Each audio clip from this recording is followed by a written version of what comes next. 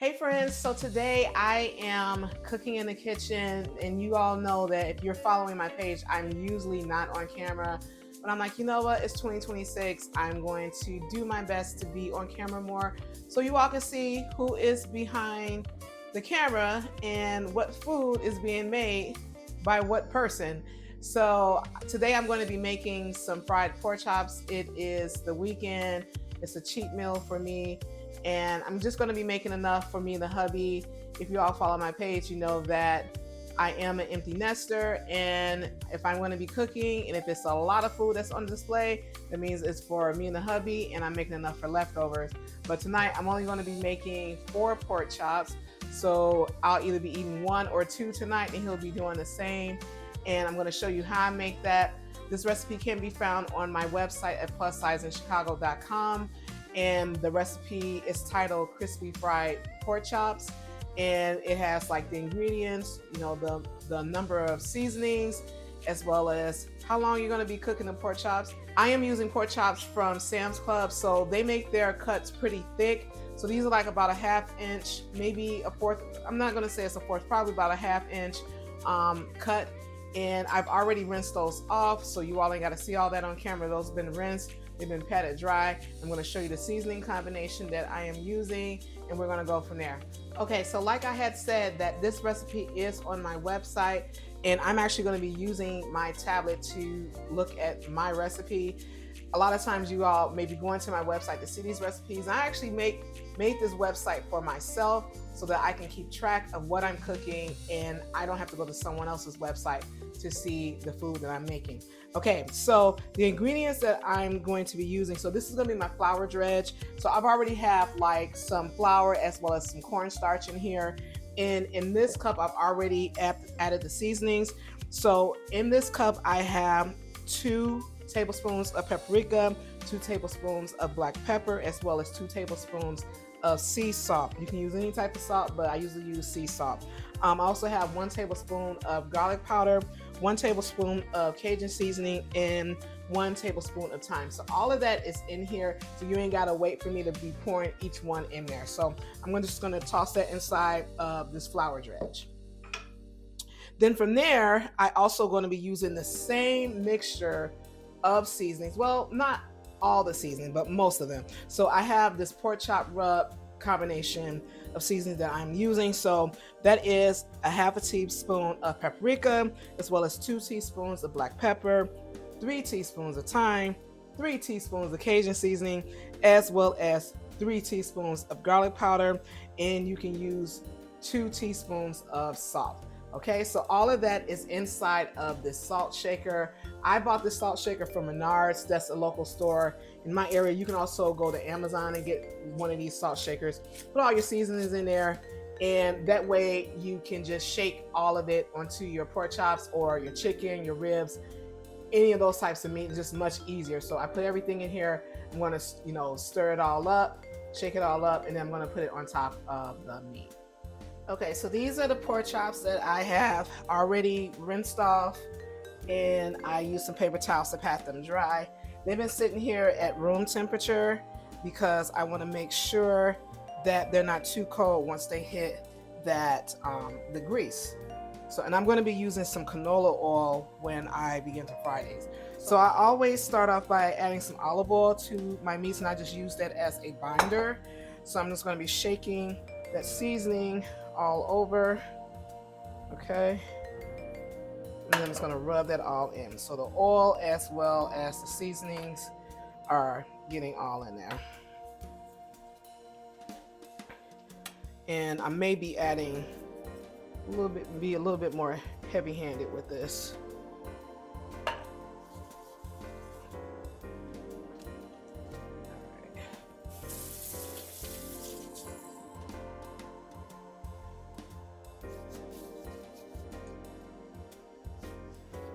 So that's my olive oil as well as my seasonings. And like I said, I'm going to be a little bit more heavy-handed with this.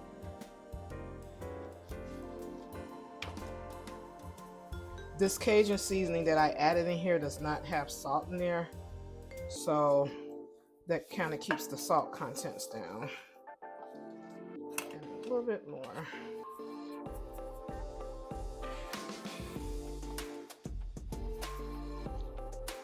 This basically is like a rub. You can also use this combination for your ribs too. Okay, so this is good to go. All right, so the next thing, and I got this Cajun seasoning, so you may end up hearing me doing some sneezing. So the next thing I'm going to be doing is just adding the pork chops to that flour mixture that I created earlier.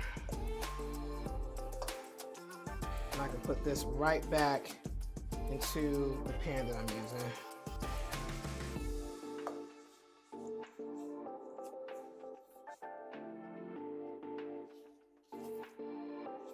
So I'm going to be cooking 4 of these, and this is going to be enough for today and tomorrow. So if I eat 1 tonight or 2, that'll be fine. I'll just make some more food tomorrow. Depends on how hungry I am tonight. Okay. All right. So I have the flour dredge on the pork chops, and I have some cooking oil that is heating up. I'm going to be using a medium-low heat because these are thick pork chops. I want to make sure they cook all the way through. I'm going to be cooking for approximately about 5 to 7 minutes on each side. I'm going to flip them over twice just to make sure that they're done. Okay, so my tester for seeing if the oil is hot is just adding just a little bit of flour in here to see how it bubbles up. Okay, so it's starting to bubble, so I'm going to go ahead and start adding these pork chops to it. And this pan is big enough for 2, so I'm going to do 2 at a time.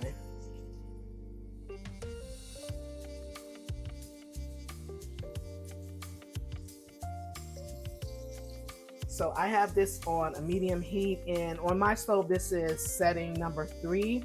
There's like 6 settings, so I have this on setting number 3. And this is medium low. So I'm going to let these fry for about 3 to 5 minutes on each side. Just want them to be brown, so have them cook for a little bit, flip them over, have them cook some more, flip them over again, have them cook a little bit more, flip them over. So it's going to be like a total of 12 to 15 minutes for cooking. And again, it's because these pork chops are a little bit thicker than the thin cut pork chops. All right, folks, so it's time for me to turn these over. So this is the first turn. All right, so we're gonna let those cook for about 5 minutes on that side, and then we're gonna turn them over again, and it should be done after those 5 minutes. Okay, friends, we're going to flip these over one more time, and they're gonna cook for 4 to 5 minutes, and we are done.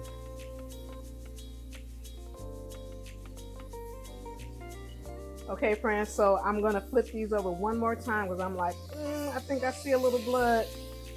So these, because they're so thick, these are cooking for about 18 minutes total.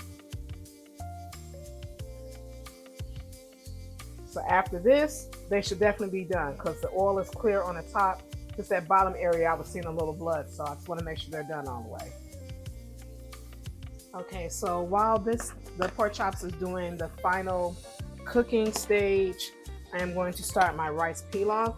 So I'm not going to cook all of it like within one pot as a, as the main dish. I'm going to be using a separate skillet for my veggies that I like to saute separately. So this pot is just going to be specifically for cooking the rice. So I have 3 cups of water here. I'm adding in 1 tablespoon of chicken bouillon, and I've rinsed off the rice already. I'm using jasmine rice, and I'm going to pour that in here. So just gonna pour all of that inside of this pot, and this is gonna simmer for about 15 minutes.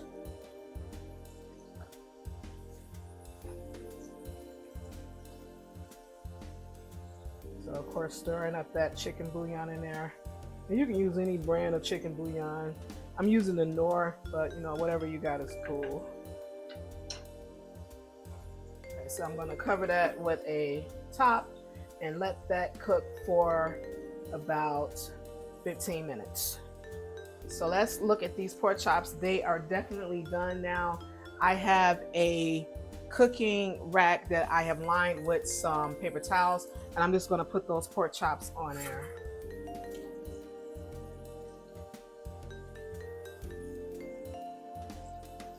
and then I'll start working on the next batch.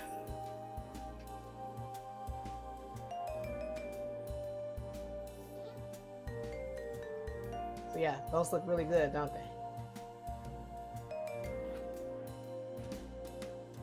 So this is for the next batch.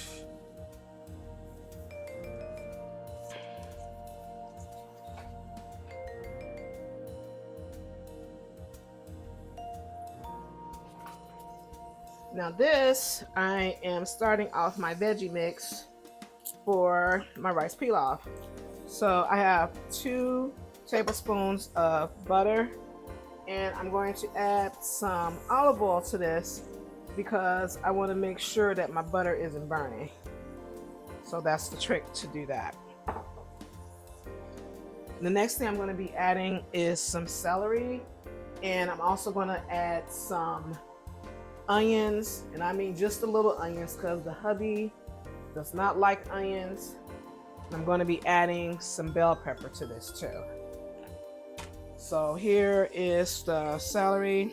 Just going to be adding just a little. And I'm adding some bell peppers.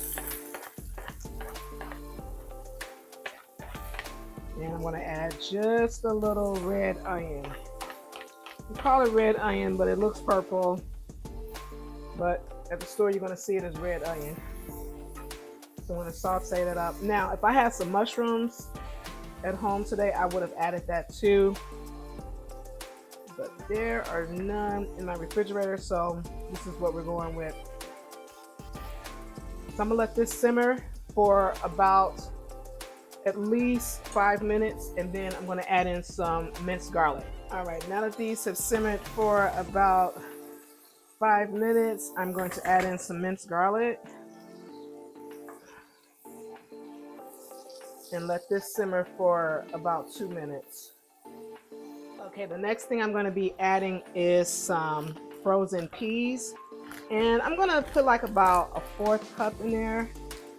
So I'm just going to pour these in there. Okay, that's enough. I don't want it loaded with peas. You just have some extra textures to it. So I'm going to stir this up a little bit for about a minute, and then I'm going to add the rice. Okay, so I'm going to get the rice together, and this chicken bouillon didn't get all the way in there, so I'm stirring it now because that could have mixed up a little bit better. And I'm just going to add this rice in there.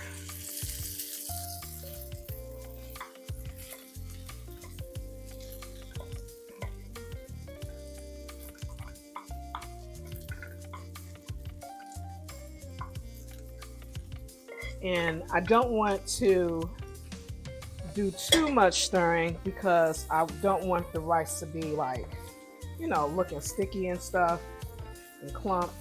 I want it to still remain fluffy. So I'm stirring this, you know, pretty carefully without making it be mushy. I'm gonna let this sit a little bit and let those flavors melt. And this is basically practically done.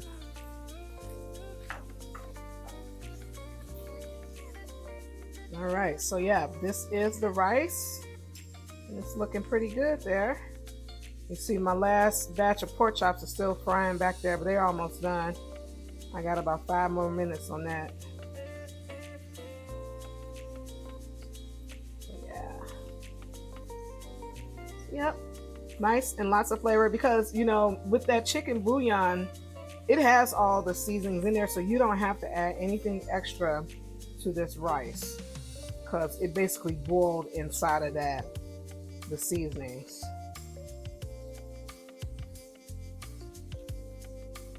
So friends, I hope you liked what I cooked in the kitchen today. If you are a follower of any of my accounts, thank you so much for coming back.